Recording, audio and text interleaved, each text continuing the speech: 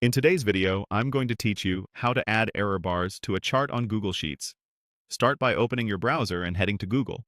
In the top right corner, click the grid-shaped app launcher, then choose Sheets to open Google Sheets. Once you're in, open the spreadsheet that contains the chart you want to enhance.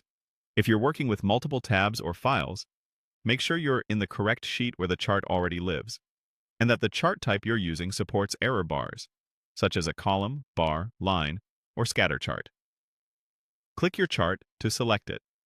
You'll see small handles appear around it when it's selected. In the top right corner of the chart, click the three vertical dots to open the Chart Options menu and then choose Edit Chart. This opens the Chart Editor panel on the right side of your screen, where all the formatting and data settings live.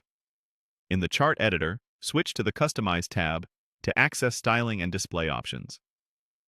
Open the Series section.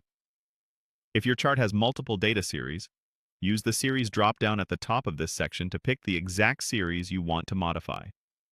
Now scroll down until you find Error Bars, and turn that option on. As soon as you enable it, basic error bars will appear on your chart. Error bars help you communicate variability or uncertainty in your data. They show how much each data point might reasonably vary, which is especially useful for measured values, survey results, or anything with sampling noise. Next, choose the type for your error bars. You have three choices. Constant applies the same fixed amount to every point. This is great when you know a uniform margin of error, like plus or minus 2 units.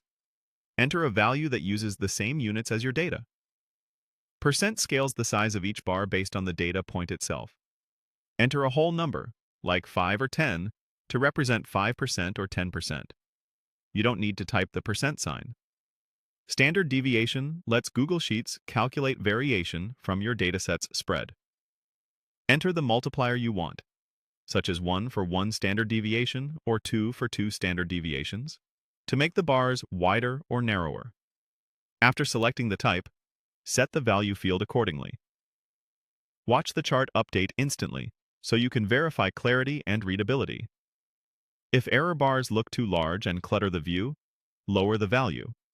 If they're too small to be meaningful, increase it slightly. When you're satisfied, simply click away from the chart editor.